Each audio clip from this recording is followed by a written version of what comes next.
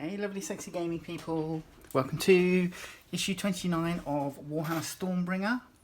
It's a paint issue, so we get a couple of paints, Rune of Brass and Warhammer Burgundy.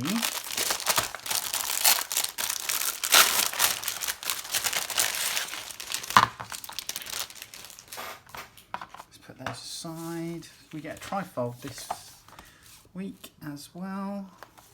So, Armies of Azir. Azir is home to the greatest armies in the cosmos. Here the forces of order muster for their reconquest of the mortal realms. Celestial forges ring as new weapons and armour are made, and lightning crackles across the sky as Stormcast Eternals launch assaults on the realms. So here we go.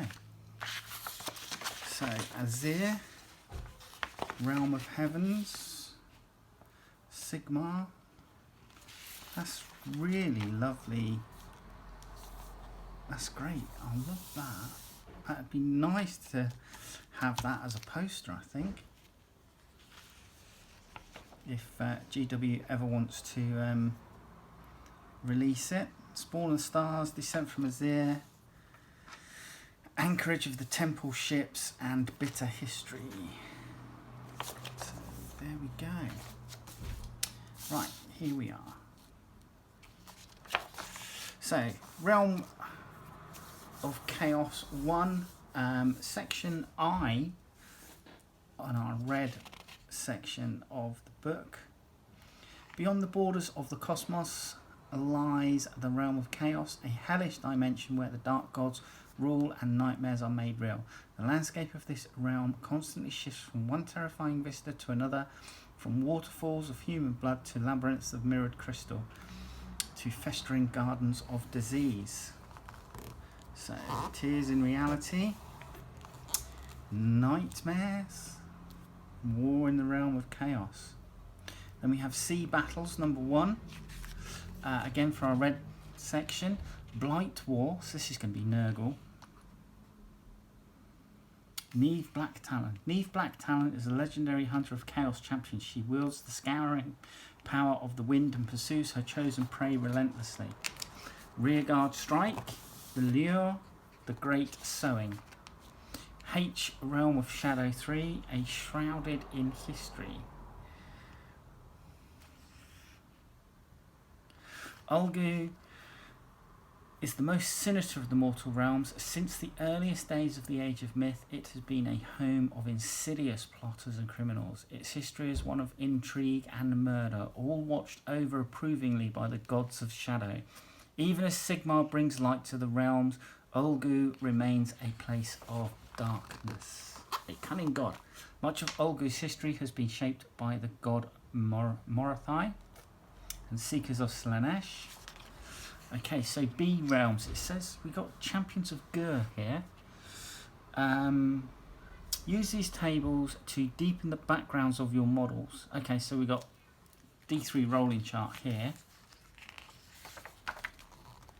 Oh yeah, so we got hero origins, unit origins, and creature origins. And then we're having some more how to paint, because we've been given obviously 2 new paints here. So Warhammer Burgundy is going on to things like hafts on weapons and handles on swords. And on the mushroom tops for your loon boss. Yeah, so great guide, extra bits. Rules 9 for our purple section, 17 terrain, order tactics. In this section you'll get tactical tips for making the most of your order forces on the battlefield, with tutorials for your Stormcast Eternals, Sylvaneth and Caradon Overlords. In this first guide you'll get an in-depth look at the core of many Stormcast Eternals armies, the Vindictors. So there we go. And then we've got destruction tactics as well. So same thing, but for the bad guys. Gut Rippers. Then we have Pitch Battle number 9, Fog of War. The fighting on the front line has ground to a brutal stalemate. In an attempt to outflank their foe, the Crawl Boys have dispatched a force of warriors to sneak behind the Stormcast lines through a mist-shrouded ravine that will conceal their approach. However, an elite force of Stormcast warriors stands guard over the pass. Both sides now fight to break through and secure the ravine for good. So, Alliance of Order is Knight Arcanum, Knight Imperatant, Garda Steel Soul, 4 Praetors and 6 Griff Hounds. Alliance of Destruction, we've got the Swamp Kala Shaman, the Potgrot Zarbag, Zarbag's Gits, 3-man Skewer Bolt Boys, 10 Hobgrot Slitters, and the Marsh Crawler Slogoth. Oh, hello. This is different. So we're using both the battle mats that we've had so far, but we're obviously pushing one here and then the second one there. And these are the deployment areas. So that's a different deployment method. I quite like that though.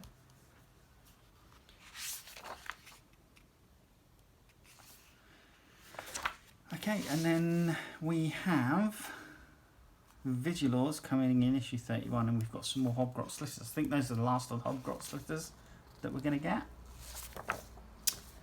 Come down, let's have a look. 2 paints, not much to see.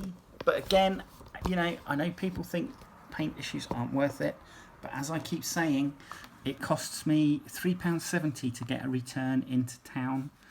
So, you know, paint issues are still a bonus as far as I'm concerned. They're still worth it for me. But Rune of Brass, I've just acquired some miniatures from Dungeons and Lasers, and they've got a lot of City Guard in them that I'm going to paint up in sort of like Ankh-Morpork City Watch colours. So Rune of Brass is one that I'm going to be using for those guys. And then Baraknar Burgundy. Now this is a colour I do want to get.